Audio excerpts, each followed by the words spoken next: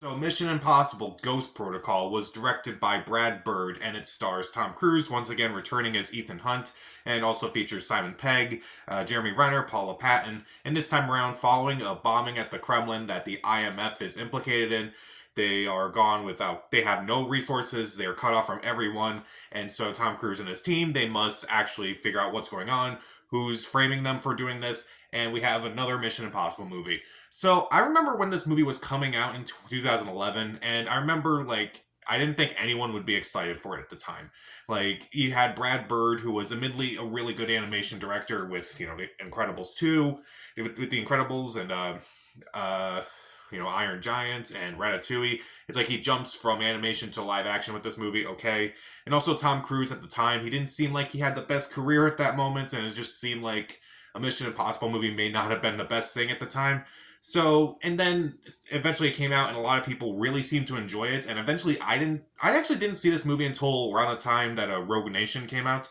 So I didn't get a chance to see it in theaters, unfortunately. And after watching the movie several times since then, I'm disappointed that I did not get to see this in theaters. This at the time, this was my favorite Mission Impossible movie, but since then, it's now like gotten to Fallout. But I still really like this movie. So, what do I like about the movie? Well, the dynamic of the team is actually a lot better than it is in some of the previous movies, like Mission Impossible 1. I actually do believe the friendship, and at least the bond throughout this movie, it actually does work in this movie. I enjoyed a lot of the bond, particularly between Tom Cruise and Jeremy Renner, because, it seemed like Jeremy Renner may have been the new star for a little bit, and they didn't know what to do with him exactly. But their dynamic is pretty interesting overall. I also really like seeing Simon Pegg more in this movie than I did in Mission Impossible 3. Um, there are a lot of thrilling sequences throughout this entire movie, like the opening scene in the prison when Ethan Hunt escapes. That was fun. That was really that was the action was great, and the it was also pretty comedic in the sense that like with the music playing in the background, it's like kind of don't expect to hear that song in an action movie like this, but okay. Also, the Kremlin explosion is really cool to see. Well, in the movie, it's really cool to see that. And when Tom Cruise is scaling the Khalifa building, that's really cool. And you get to see like all these things kind of like fail in this movie. Like pretty much everything that he has at his, pretty much everything that he has just fails. Like the glove fails, the window doesn't break immediately. Also, the sandstorm is also really cool. The visuals are just astonishing in that scene, and they build up to that incredibly well. I'm kind of disappointed that they didn't use that in the finale of this movie, but I still think it works overall.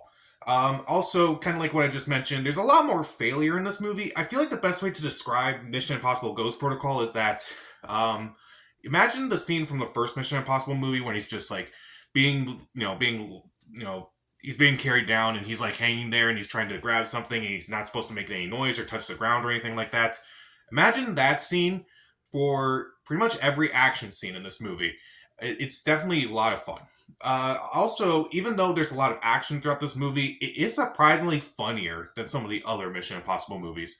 Like, there's this whole bit where Tom Cruise and Simon Pegg dress up as Russian spies, and they kind of like have to be silent throughout the entire scene, and it was like completely silent throughout the entire scene. I'm like, that is actually pretty cool, and it's like they kind of rely on a lot of physical comedy in that scene. That was really cool.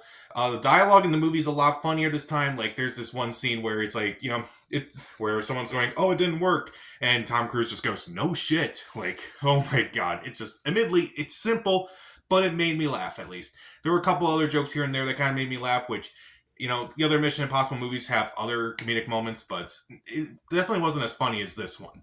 Unless you're counting Mission Impossible 2, which is just funny unintentionally. And admittedly, also I do like the editing. I do like the action in this movie. It is definitely a lot of fun. It is action packed throughout. At the time, this was one of my favorite Mission Impossible movies. But there are a couple things about this movie I admittedly don't care for, particularly the weak villain in this movie, played by Michael Nyqvist from the original Girl with the Dragon Tattoo movie. He's a pretty weak villain, if I'm being honest. Honestly, I don't even think he appeared in a lot of scenes. I think he only appeared in like a handful of scenes. It was kind of disappointing because like at least John Voight was an interesting villain when it was revealed that he was a villain. It was with Dougray Scott in Mission Impossible 2. He at least had a personality, and so did Philip Seymour Hoffman in Mission Impossible 3. I would argue that the villain in Mission Impossible Rogue Nation and Fallout, I felt like he doesn't have much of a personality either, but I just felt like he was just just, reserved and sinister, and I just felt like he was just creepy enough, and I was like, he kind of made that work, but I felt like they didn't really do much with Michael Nyqvist in this movie. Also, kind of like with some of the other Mission Impossible sequels, at least before Rogue Nation and Fallout, you gotta use Ving Rhames more. Come on, he only appears in one scene in this movie. Come on. At least they kind of gave him a good scene, unlike in Mission Impossible 2. And admittedly, I don't think the last act is really great per se. Like, there's a lot of great action scenes in this movie. The, scaling the Khalifa building and the sandstorm, all incredible scenes in this movie. But the final fight is just not that interesting. It's just a lot of punching, a lot of kicks and such. I felt like it wasn't as well choreographed or as well shot as the other scenes. And I don't know if that's because also with the weak villain, and that's where he mainly appears in this movie. But overall, this is still a really fun movie overall. The dynamic of the team is really cool. There's a lot of great jokes. There's a lot of great action scenes. The fights are really cool. And I kind of like that they kind of make him more human in this movie because they kind of fail a lot more in this movie than they do in some of the other ones. And even though I don't really care for the villain or some use of characters or the lackluster final act, this at the time was my favorite Mission Impossible movie, and ever since Mission Impossible 2, which, there was no point you could go lower with Mission Impossible 2, at least all these movies kind of just get better. And we'll talk about Rogue Nation, we'll talk about Fallout soon before Dead Reckoning Part 1. So I'll give Mission Impossible Ghost Protocol 3 out of 4 stars. See it. So, what's your favorite Mission Impossible movie? Comment down below, subscribe to the channel. This is Pat. Stay safe.